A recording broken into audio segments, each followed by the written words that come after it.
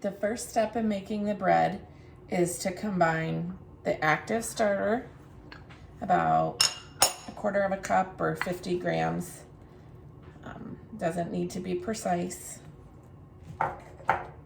Along with about 1.5 cups or 350 grams of water. It can be room temperature or warm. Whatever you have is fine.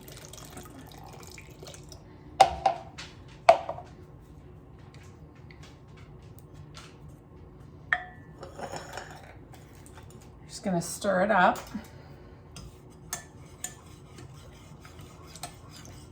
till it's pretty well combined.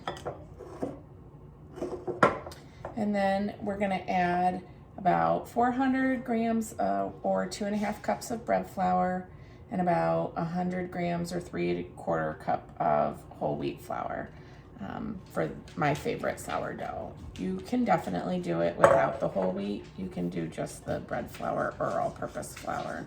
Whatever you have will work. The proportions may be a little bit different though. You just gotta go, once you start getting used to it, for how it feels. Because wheat flour absorbs the water and the starter differently than the all-purpose or the bread flour. So I use the dough hook to get it started, but I finish it up just with my hands.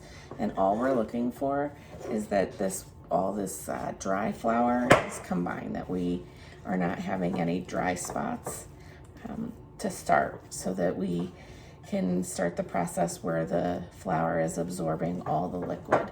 And that's the first step.